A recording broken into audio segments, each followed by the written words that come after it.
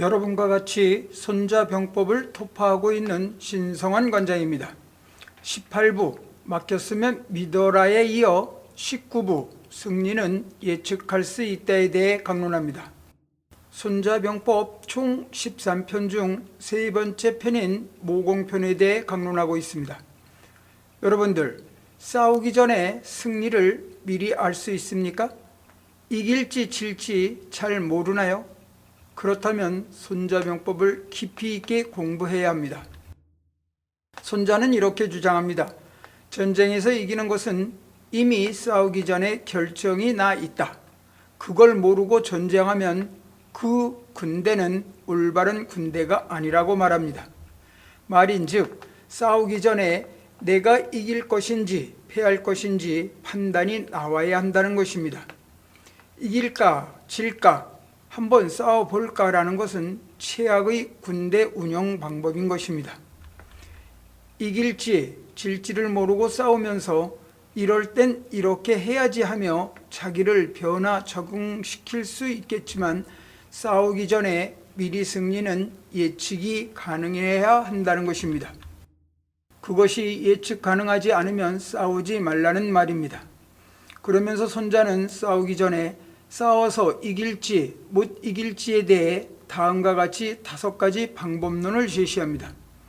강론되는 이 5가지를 알면 여러분들은 누구와 싸워도 이길 수 있습니다. 어떻게 승리를 미리 예측할 수 있는가? 그 5가지에 대해 토파해 보겠습니다. 손자는 싸우기 전에 5가지를 우선적으로 살펴보면 충분히 군대가 집단이 싸워서 이길 것인지 아닐 것인지 알 수 있다고 합니다. 첫 번째로 무엇을 말하면 가히전지라고 합니다. 해석을 하면 아는 사람은 이긴다입니다.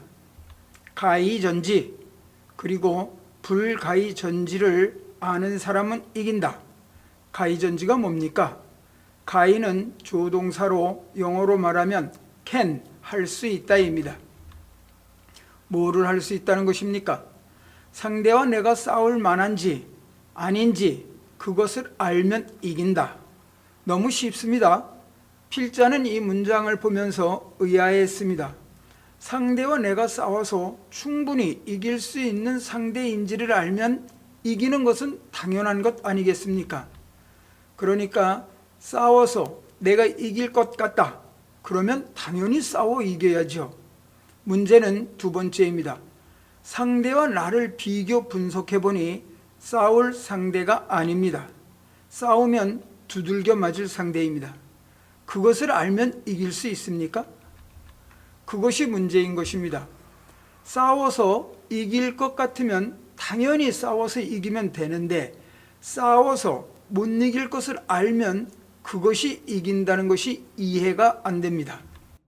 곰곰이 생각해보니 무슨 말인 즉 문장에서 안다는 것이 열쇠입니다. 싸워서 이기지 못할 상대 같으면 그것을 알고 어떻게 하란 말입니까? 내가 싸워서 이길 상대가 되도록 만들어야 하는 것입니다. 안다고 하는 것은 단순히 그냥 어떤 사실을 안다는 것이 아니라 내가 상대와 싸워서 질 것 같으면 내가 이길 수 있는 나를 만들어야 한다는 것입니다. 이길 수 있는 나를 만들므로 이긴다고 보는 것입니다. 미리 상대방과 싸우기 전에 내가 싸워서 이길 것인지 이기지 못할 것인지 이기지 못할 것 같으면 이길 수 있는 나를 만들어 싸우라는 것입니다. 그래서 첫 번째 승리의 조건은 싸워서 이길 상대인지 이기지 못할 상대인지를 아는 것이 중요하다고 강조합니다. 이것을 손자는 승산이라는 말로 강조합니다. 적과 싸우기 전에 승산이 있다. 그래요. 승산이 있단 말로 표현합니다. 승산이라는 것이 뭡니까? 승산이라는 것은 여러 상황을 계산해 보니까 이길 것 같다는 것입니다. 승산의 종류로는 3가지가 있는데 첫 번째는 타산입니다. 타산이 뭐예요? 계산을 해보니 승리할 경우가 많은 것입니다. 두 번째는 소산입니다. 계산을 해보니 이길 확률이 적은 것입니다. 세 번째는 무산입니다. 아예 이길 확률 자체가 없는 것입니다. 그러니까 적과 싸워서 이길 수 있는지 계산을 해보니 이길 수 있는 확률이 많은가, 적은가, 아예 없는가, 이것부터 먼저 파악하라고 말하고 있습니다. 그러면 싸우기 전에 어떤 것을 따져봐야 합니까? 손자는 싸워서 이길 승산이 있는지 없는지를 따져보는데 그것을 따져보는 장소로 묘를 추천합니다. 묘가 뭡니까? 사람이 죽으면 묻는 곳이지 않습니까? 다른 말로 하면 사당 있지 않습니까? 종묘 있잖아요. 역대 왕과 왕비의 위패를 모시던 사당 말입니다. 적과 싸워서 이길 승산이 얼마나 있는지를 사당에서 한번 따져보라고 합니다. 여러분들 사당 보신 적 있습니까? 종묘는 보셨죠? 요즘은 사당이 거의 없습니다. 옛날엔 집집마다 사당이 있었습니다. 조상님들 모셔놓은 사당에서 제사를 지내는 것이 아니라 경건한 마음으로 싸움에 임하는 마음을 다짐을 해보라고 합니다. 제사 지낸다고 이기면 백날 열흘 제사만 지내게요. 손자는 그런 말을 하는 것이 아닙니다. 귀신한테 빌면 이긴다는 것이 아닙니다. 그런 것이면 우리는 손자병법을 공부하지 않을 것입니다. 사당, 조상님이 계신 곳으로 가장 냉철한 곳이 아니겠습니까? 사람들은 대부분 계산해보면 내가 이길 것 같거든요. 자기의 주관적인 감이 너무 많이 개입되기 때문에 아주 엄숙한 공간인 사당에서 냉철하게 승산을 따져보란 것입니다. 사당은 주로 어디에 위치해 있습니까? 집은 주로 산 사람이 사는 공간이고 그 뒤편에 죽은 사람이 머무르는 공간으로 사당이 있습니다. 집을 기준으로 동남쪽 또는 동북쪽에 있습니다. 요즘은 사당이 거의 없습니다. 종갓집이나 가야 사당이 있습니다. 사당 안의 분위기는 돌아가신 조상들의 위패가 모셔져 있는데 위패는 주로 몇 대까지 모십니까? 7대까지요? 그 집안은 아주 훌륭한 집안입니다. 보통은 4대까지 위패를 모십니다. 위패를 모시는 방법은 두 가지 방법이 있습니다. 첫 번째는 이서이상, 서쪽을 위로 해서 고조 할아버지, 증조부 할아버지, 부모 순으로 위패가 모셔집니다. 4대로 시작해서 1대까지 내려옵니다.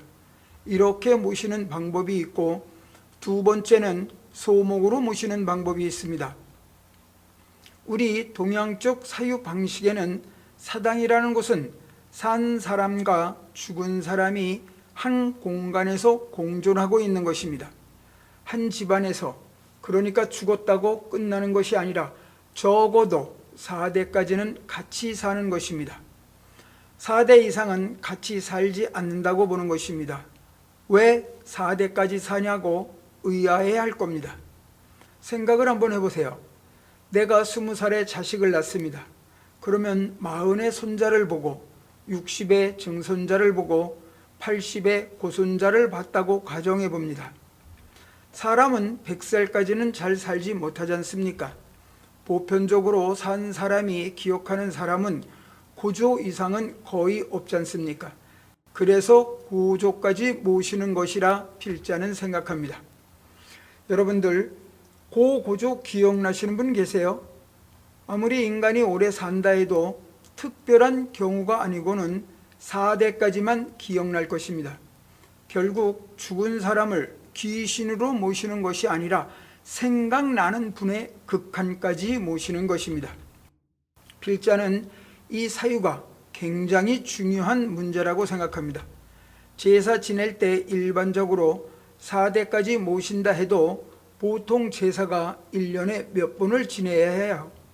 고조 할아버지, 할머니 원투, 증조 할아버지, 할머니 원투, 할아버지, 할머니 모신다면 적어도 추석, 설날 등 10번 이상 제사를 지내야 하지 않습니까? 옛날 분들은 왜 그렇게 부인들이 많으셨는지요? 그러니까 옛날처럼 4대까지 제사를 지낸다고 자랑도 하고 하지만 결국은 생각나는 분까지 모시는 것입니다. 필자에게 몇 대까지 모시느냐고 질문을 하면 생각나는 분까지 지내는 것이 가장 합리적이라고 말하고 싶습니다. 제사를 모시는 것은 귀신을 모시는 것이 아니기 때문에 누구까지 생각이 나냐 이겁니다. 할머니, 할아버지까지 생각이 나는 것입니다. 그래서 할머니, 할아버지 제사, 그리고 아버지, 어머니 제사, 추석, 설날 1년에 몇 번입니까? 6번 정도 제사를 모시는 것이 합리적이라고 생각합니다. 여성분들은 좋아하실 것 같고 남성분들은 조상을 못 알아본다고 화내실지 모르겠습니다.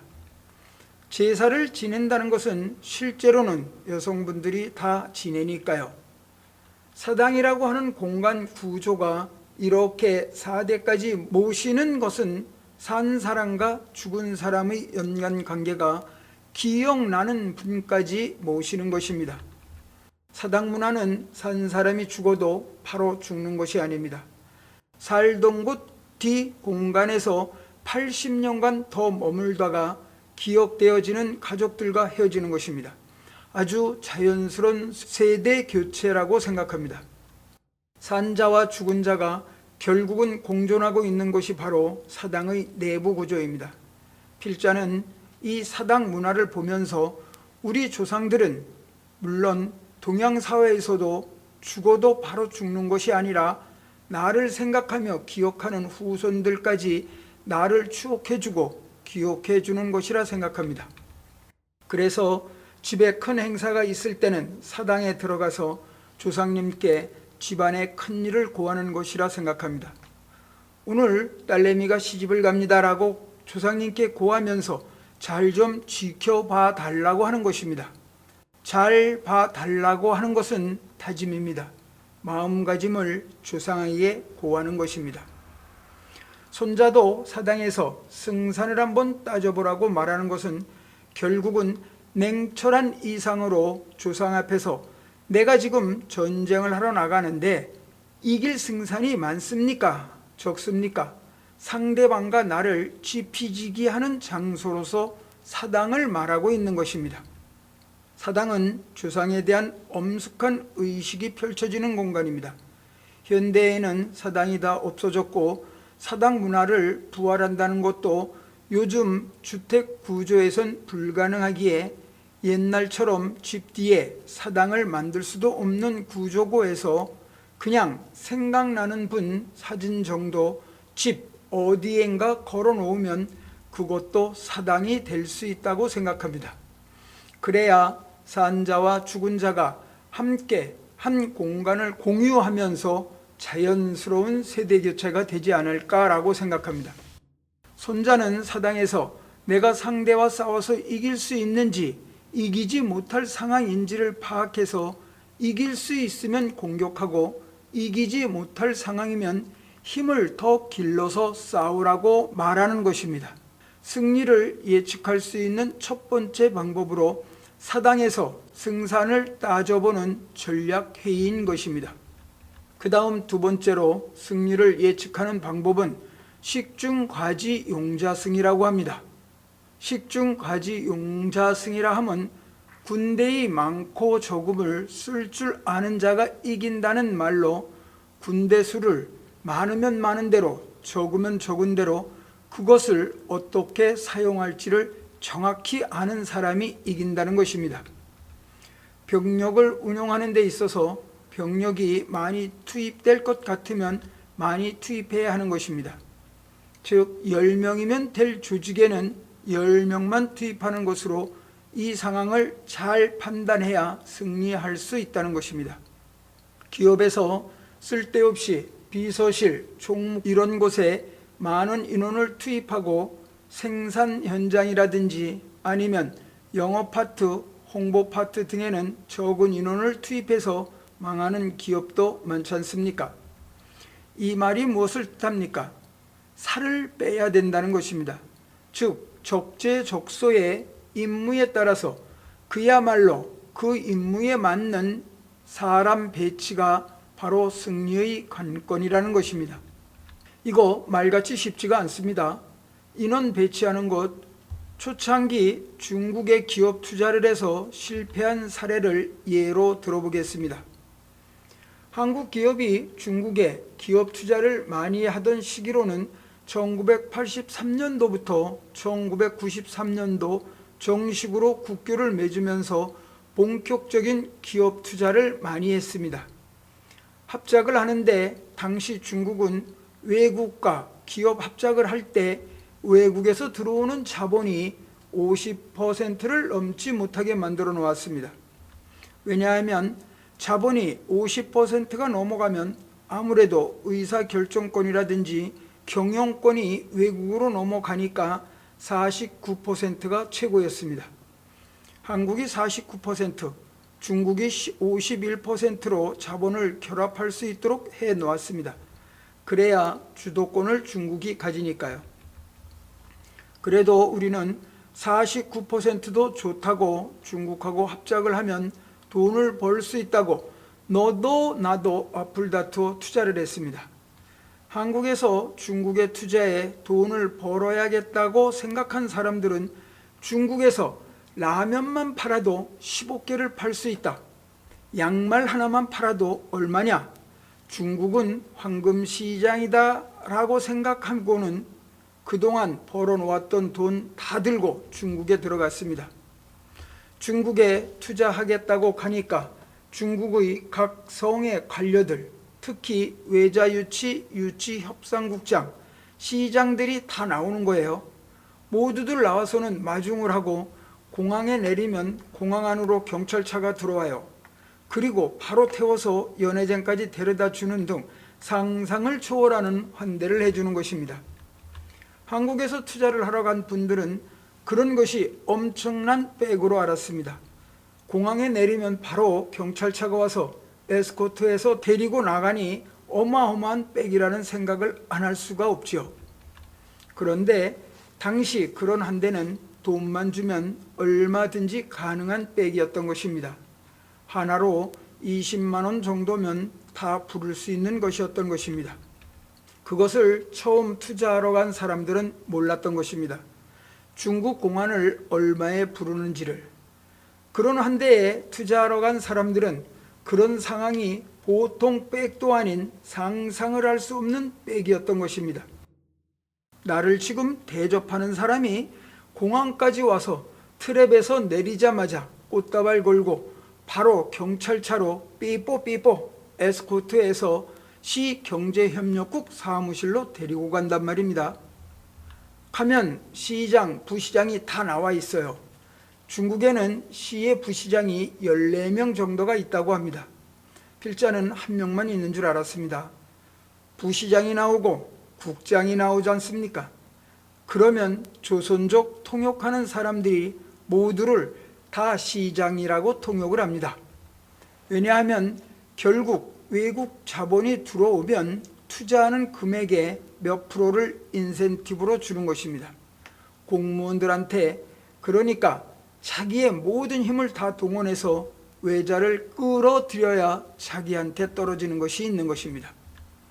그러니까 동창생인 공항국장을 부르고 하물며 소방국장까지 다 불러서 쫙 앉혀놓고는 어마어마한 성대한 파티를 해주는 것입니다.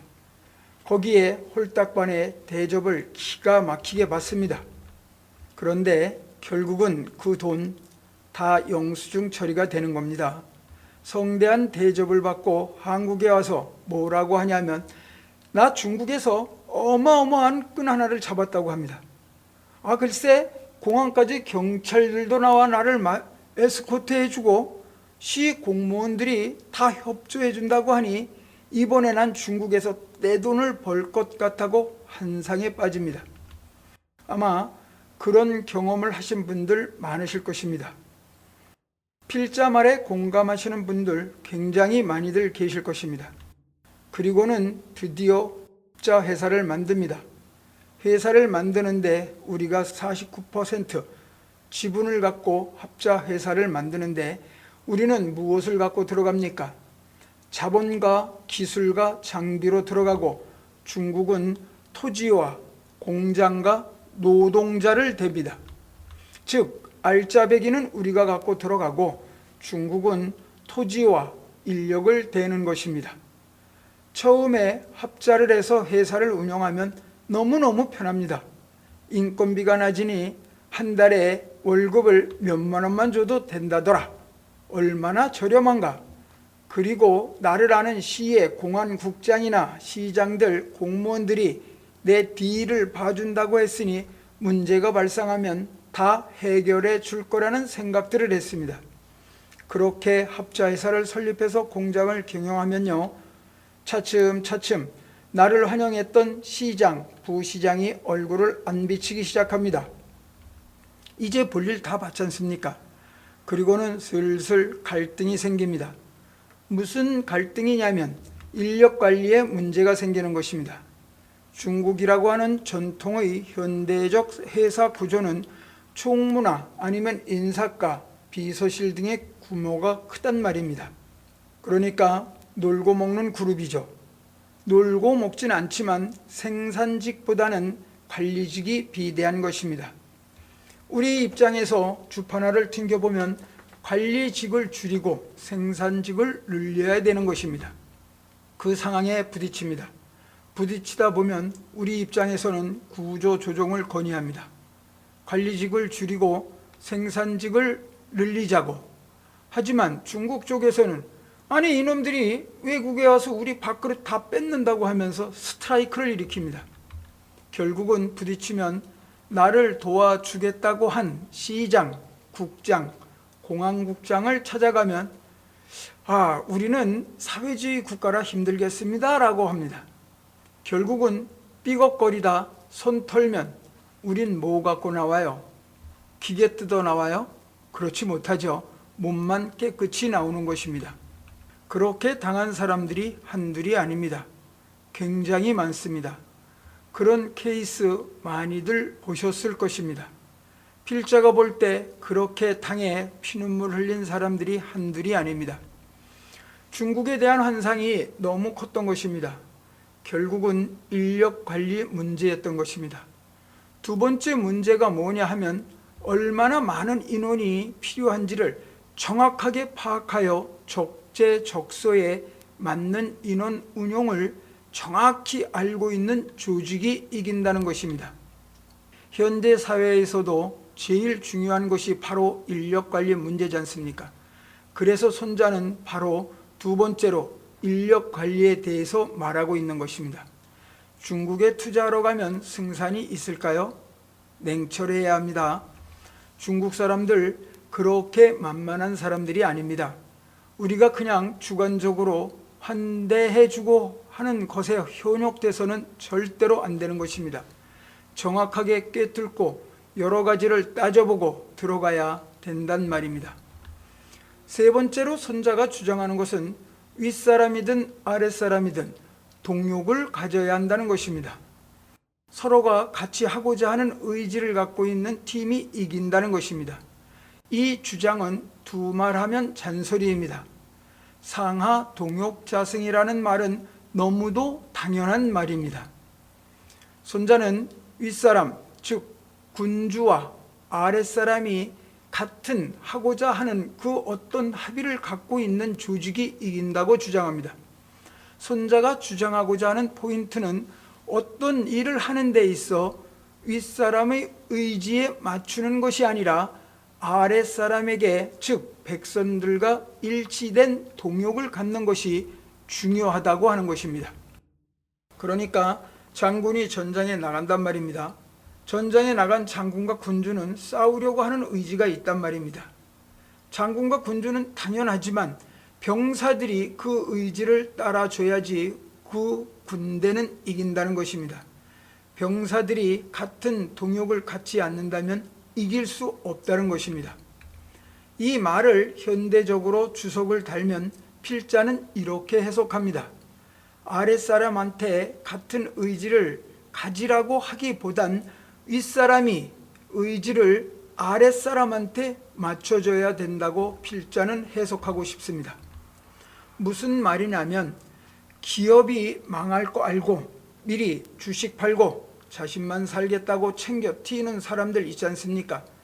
솔직히 회사를 경영하시는 분들이 우리 직원들과 내가 하나같이 잘 되고자 하느냐, 아니면 어떻게든 내가 이익을 많이 남겨서 내 가족, 즉 나만 잘 먹고 잘 살려고 하느냐, 그것을 따져봐야 되는데, 현대 사회에 있어서 손자병법에서 주장하는 윗사람들, 즉 경영자들이 갖고 있는 마인드가 상하가 일치 단결되는 동역이 없는 것을 종종 봅니다. 정말 안타깝습니다. 태권도계 조직도 마찬가지입니다. 태권도 관련 조직인 국기원, KTA, 시도협회 등은 일선 도장을 우선하는 조직이어야 하는데, 과거나 현재나 태권도 관련 조직에서 행해지는 행정 등 모든 일은 일선 태권도장을 위하는 것이 아니라 각 조직의 핵심 임원과 그 측근들이 먹고 노는 놀이터로 대물림하는 기득권 적폐 조직으로 전락해 있는 것이 현실입니다. 많이들 접하시지 않습니까? 회사가 망하기 전에 정보를 미리 알아 자기 주식 다 처분해 돈 다 빼 외국에 투자해 놓고 부인하고는 합의 이혼하고는 문제가 되면 내 배째 하지 않습니까? 이런 기업 윤리를 갖고 있는 사람한테는 동역이라고 하는 것은 위에서 아래로의 동역이 아니라 아래에서 위로의 동역이 절대적으로 필요한 것입니다. 필자는 현 시대의 동역은 위에서 아래로의 동역이 아니라 아래에서 위로 향하는 동역이 의미 있는 것이라고 생각합니다. 손자가 전체적으로 말하는 5가지는 결국은 조직에서 어떤 일을 하는 데 있어 위아래가 합의를 갖고 있는가, 인력 관리는 제대로 되고 있는가, 조직에서 기획이라든지 상대방과 싸워 이길 수 있는가 없는가를 정확히 인식하고 있는가, 내가 모자라는 것이 뭔지 아는가, 이런 문제에 손자는 초점을 맞춰서 말을 하고 있는 것입니다. 국가든 기업이든 어떤 목적을 달성하기 위해서 조직된 단체에서 다른 요소도 중요하겠지만 위에서 강론된 요소들 중에서 옛날 고사를 예를 들어 좀 더 부연하겠습니다. 여러분들 주지육림이란 말 아시죠? 술로 연못을 만들고 고기로 숲을 만들어 노는 것을 말하는 것입니다. 주지육림에 빠지시고 싶으시면 술로 연못을 만들고 거기에 고기 안주 걸어놓고 술을 마시며 즐기면 주지육림에 빠진 것입니다. 신선이 따로 없습니다. 중국 건국 초기 은나라 때 마지막 왕인 폭군 주왕이 있었습니다. 주왕은 천하의 독부를 만나 폭군이 되었습니다. 독부라 하면 성품이나 행동이 몹시 악독한 여자를 지칭하는 것입니다. 옛날 중국에서 이 독부에 해당하는 아주 유사스러운 여인 2명을 들라 하면 달기와 소사를 들 수 있습니다. 망국의 악녀로 불린 달기는 중국 은나라 폭군 주왕의 비로 왕의 총애를 받아 음탕하고 포악한 행동을 하였는데, 왕의 총애를 등에 업고 아주 요사스러운 짓을 많이 해 결국은 은나라를 멸한 주나라 무왕에게 살해됩니다. 은나라의 주왕은 원래는 성군이었는데 달기로 인해 폭군이 되었습니다. 독부를 만나서 주지육림에 빠져 결국은 은나라의 마지막 왕이 되어버리고 말았습니다. 거대한 은나라는 아주 작은 나라인 주나라에 의해 망했습니다. 그 큰 은나라를 작은 주나라가 멸하는 힘이 무엇이냐 하면 맹자에서도 언급되는 동욕이라고 하는 것입니다. 동욕, 주나라 무왕과 그의 참모 강태공, 즉 상하 간에 같은 합의된 의지가 있었기 때문에 거대한 은나라를 물리치고 주나라가 혁명에 성공한 것입니다. 이런 역사적 신뢰들은 굉장히 많으므로 여러분들도 잘 알고들 계실 것입니다. 결국 조직이 강한 조직이 되려면 위와 아래가 한 마음 한 뜻으로 같이 합의를 이룬 조직이 강한 조직으로 전쟁에서 승리할 수 있다는 것입니다. 다음으로 손자는 네 번째로 다음과 같이 강조를 합니다. 지금까지 강론한 것 다 기억하시죠?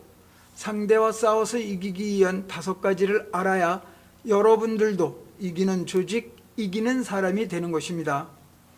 지금까지 강론한 것이 가물가물합니까? 이거 잊어버리시면 안 됩니다. 승리하는 조직을 만들기 위해 꼭 기억해야 하는 것입니다. 너무 많은 정보를 요구하지 말아요. 한 가지만 얘기를 해야 되는데 너무 많은 얘기를 했나요? 이기는 조직이 되기 위한 네 번째는 이것입니다. 어떤 사람이 이기냐면 준비를 하고 때를 기다린 조직이 이긴다고 손자는 네 번째로 강조합니다. 준비하지 못한 사람, 미리 헤아리지 못한 사람을 기다렸다 싸우면 이긴다. 너무나 당연한 말이 아닙니까? 이게 무슨 의미냐면 헤아리는 것은 계산한다는 것입니다. 그러니까 미리 예측하고 철저하게 준비한 조직이 준비 못한 상대를 기다렸다 싸우면 이긴다는 것으로 당연한 것 아니겠습니까? 당연하죠. 준비한 사람이 준비 못한 사람하고 싸우면 이기는 것이야말로 당연한 것입니다.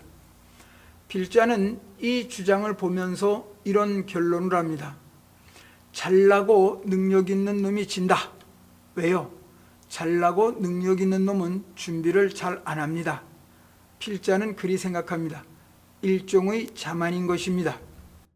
어떤 일을 하는 데 있어서 능력이 있다고 과신하면 준비가 소홀하게 되지 않습니까?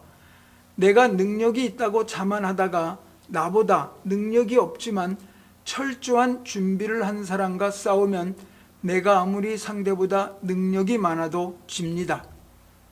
우리나라에서 제일 좋은 소위 인류 대학교가 어딘지 모두가 다 알지 않습니까? 요즘 고등학생들이 외국에 있는 하버드, 스탠퍼드 등 유명한 대학교에 많이 유학을 갑니다. 그런 유명한 대학들에 가기 위해서 고등학생들이 준비하는 과정을 TV 다큐멘터리를 통해서 본 적이 있습니다. 그 대학에 가기 위해서 준비하는 것을 보면 공부만 잘한다고 들어가는 것이 아닙니다. 대학교의 특성이 뭔지, 학풍이 뭔지, 그 대학에서 강의하는 내용이 뭐고 그 과정에 대해 본인이 어떤 관심을 갖고 있는지 철저하게 준비하는 것입니다. 그리고 그 강의에 대해 교수가 원하는 것이 뭐고 자신이 어떠한 능력이 있고 어떤 방향과 비전이 있는 학생을 뽑는지 등 철저한 준비를 해 그 준비한 내용을 보내면 합격증이 오는 것입니다. 우리나라처럼 공부 잘한다고 좋은 대학에 가는 것이 아닙니다. 외국의 유명한 대학은 사전에 철저한 준비를 해야만 갈 수 있는 것입니다. 자신과 학교에 대해 철저한 분석을 통해 세워진 학업에 대한 계획서가 보내지고 학교는 그것을 바탕으로 우수한 학생을 선발하는 것입니다. 스스로 좀 미흡하고 능력이 없다고 하는 사람이 더 준비할 수 있는 것입니다. 반면 모든 것이 다 갖춰 있고 나는 능력이 있다고 과신하는 사람은 아무래도 준비가 소홀하지 않겠습니까? 손자가 강조하는 이 네 번째 주장은 자신이 능력이 있든 없든 간에 준비한 사람이 준비하지 못한 사람을 이긴다는 것입니다. 그러면서 손자는 이기는 방법에 대해 5번째로 어떤 군대가 이기느냐, 장군이 능력이 있고 임금이 이래라 저래라 장군을 제어하지 않는 부대가 이긴다. 즉 능력 있는 장군을 임명하고 임금이 장군한테 이래라 저래라 제어하지 않고 맡겼으면 믿고 맡겨줄 때 그 부대가 환상의 실력을 발휘한다고 강조하고 있습니다. 조장이라는 말 아시죠? 조장이라 함은 바람직하지 않은 일을 더 심해지도록 부추기는 것으로 사회 불안을 조장한다라고 할 때 쓰는 말입니다. 중국 춘추 전국시대 때 송나라 이야기입니다. 당시 송나라 사람 하면 바보의 대명사로 쓰일 정도로 송나라 사람들은 우둔했습니다. 당시 각 나라마다 특성이 있었습니다. 송나라 사람 하면 굉장히 멍청한 사람, 정나라 사람 하면 굉장히 음란한 사람 등 이런 식으로 각 나라의 특성이 있었습니다. 맹자에 나오는 이야기입니다. 송나라 농부가 하루는 막 목내기를 하고 들어왔습니다. 그리고는 다음날 논에 나가보니 모가 안 자라 있는 거예요. 당연하죠. 모를 낸 다음 날인데 뭐가 자랐겠어요? 그런데 농부가 보기에는 불안한 거예요. 이상하다. 왜 안 자랐지? 하며 한참 고민하다가 모를 뽑았습니다. 자라라고. 그러고는 저녁에 집에 들어와 아들에게 나 오늘 일 많이 했다. 모가 안 자라서 내가 모를 뽑아서 이만큼씩 자라게 했다라고 자랑을 했습니다. 그 말을 들은 아들이 무슨 말인가 하고 논에 달려가 보니 모가 떠서 다 죽어버린 것입니다. 맹자가 하고자 하는 말은 일부러 기르려고 도와주지 말라는 것을 말하면서 조장이라는 말을 하고 있는 것입니다. 억지로 해서 될 일이 아니란 말입니다. 안 되는 자식 억지로 자라길 바라는 마음에 나무라고 때리면 어떻게 됩니까? 점점 더 나쁜 길로 빠져들지 않습니까? 사람이란 성장하는 과정이라는 것이 있지 않습니까? 그 성장 과정을 통해서 스스로 커가기를 바라야지 억지로 임금이 이렇게 해라 저렇게 해라 제어하면 그 나라는, 그 군대는 망하는 군대가 되는 것입니다. 손자가 주장하는 5번째 승리하는 방법이 뭐예요? 뛰어난 장군을 임명해 그 장군을 믿고 임금이 뒤에서 이래라 저래라 간섭하지 않을 때 그 군대는 이긴다고 말하고 있는 것입니다. 그러면서 손자병법에서 유명한 말인 여러분들이 잘 알고 있는 지피지기란 말을 합니다. 원문을 한번 보겠습니다. 일반적으로 백전백승이라고 하죠. 손자병법에 나오는 유명한 구절입니다. 지피지기면 백전불태요 부지피지기면 일승일부라고 합니다. 적을 알고 나를 알면 100번 싸워도 위험하지 않고 적을 알지 못하면 한 번 싸워 한 번 이긴다는 것으로 첫 번째로 상대편 조직을 알고 나의 조직을 정확히 아는 부대는 100번 싸우면 100번 다 위태로움에 빠지지 않는다는 것입니다. 두 번째로는 상대방에 대해서 모르나 나 자신에 대해서는 아는 그런 부대는 일승일부, 한 번 이기고 한 번 진다고 하는 것입니다. 두 번째까지는 그래도 들어들 보셨을 것인데 세 번째로 주장하는 상대방도 모르고 나도 모르면 매번 싸워서 반드시 위태로움에 빠진다고 하는 말은 들어보지 못했을 것입니다. 손자가 주장하는 지피지기 중에서 가장 유명한 명제가 바로 이 문장이라고 필자는 생각합니다. 이 명제를 토파해 보겠습니다. 상대방을 안다고 할 때 지피지기는 저 사람과 나를 아는 것, 즉 상대 조직과 나라고 하는 조직을 말하는 것입니다. 상대방 조직이 어떤 조직인지와 내가 어떤 조직인지 알고 싸우면 100번 싸워도 나는 절대로 위태롭지 않다는 것이고, 상대방을 모르지만 나에 대해서는 알고 있다면 그 사람은 일승일패, 즉 한 번은 이기고 한 번은 진다는 것입니다.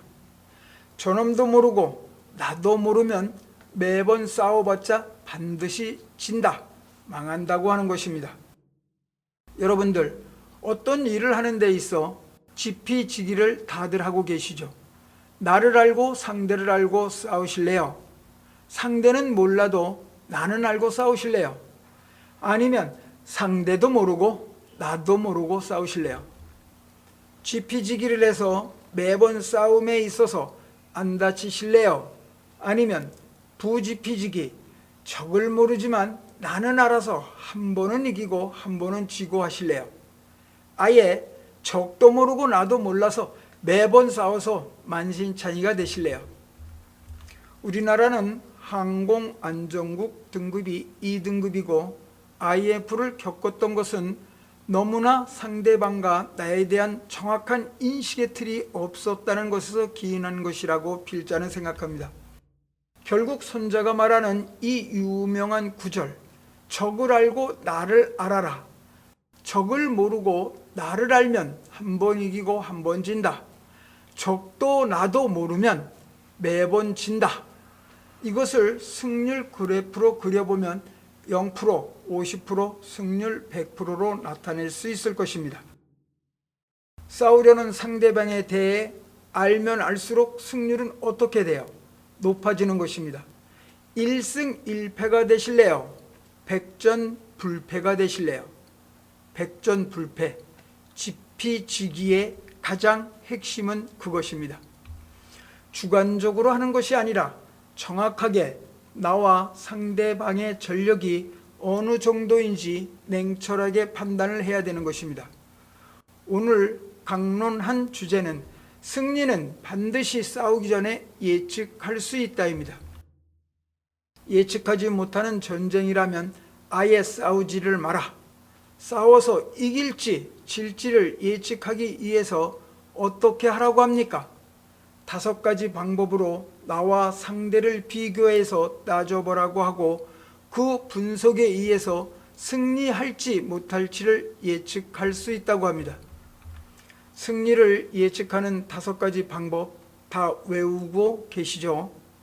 미리 승리를 예측하고 계산해서 내가 몸담고 있는 조직이 더욱더 강해지고 상대방에게 우위를 점할 수 있는 백전불패의 승리를 여러분들은 오늘 강론을 통해서 다시 한번 상기하는 계기가 되었기를 바랍니다. 승리는 예측할 수 있다에 대한 강론을 마치겠습니다. 다음 20부에서는 강한 나를 만드는 방법에 대해서 강론합니다.